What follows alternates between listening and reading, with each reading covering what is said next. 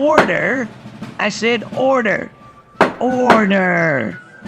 Mr. Patrick Henry has the floor. No man thinks more highly than I do of the patriotism, as well as the abilities, of the very worthy gentlemen who have just addressed this house. But different men often see the same subject in different lights. I shall speak forth my sentiments freely. For my own part, I consider it as nothing less than a question of freedom or slavery. I know no way of judging of the future, but by the past.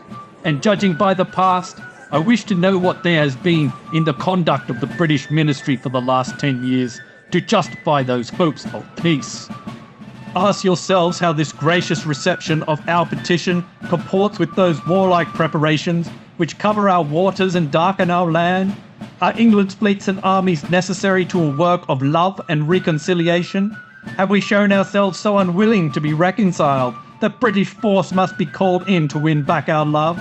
Let us not deceive ourselves, sir. These are the implements of war. They are meant for us, they can be meant for no other.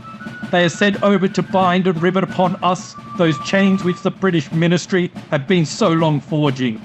And what have we to oppose them? Shall we try argument? Sir, we have been trying argument for the last 10 Britain years. is our sovereign. Hail Sir, King George. we have done everything that could be done to avert the storm which is now upon us.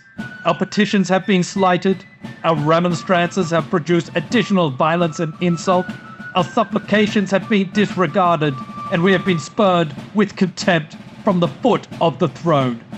That man is advocating sedition against the British Crown. Peace and reconciliation. There is no longer any room for hope. If we wish to be free, we must fight. I repeat it, sir, we must fight. They tell us, sir, that we are weak, unable to cope with so formidable an adversary. But when shall we be stronger? Will it be next week? Or the next year? Will it be when we are totally disarmed and when a British guard shall be stationed in every house? Sir, we are not weak if we make proper use of those means which the God of nature has placed in our power. The millions of people armed in the holy cause of liberty, and in such a country as that which we possess, are invincible by any force which our enemy can send against us. He wants to overthrow Besides, the sir, government. we He shall could be not hanged fight for our that. battles alone. Battle, sir, is not to the strong alone. It is to the vigilant, the active, the brave. Besides, sir, we have You'll no bring water election. our town. If we were Let's based take 'em enough out to back and desire hang it, it is now too late to retire from the contest. There is no retreat but in submission and slavery. Our chains are forged. Their clanking may be heard on the plains of Boston. The war is inevitable, and let it come. I repeat, sir, let it come. Kick him Gentlemen out. may Kick him cry, out. Traitor. peace, peace, Traitor. but there is no peace. Why stand here idle? Is life so dear or peace so sweet as to be purchased at the price of chains and slavery?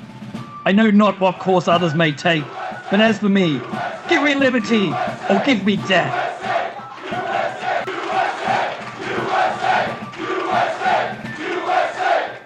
Cal's Creations.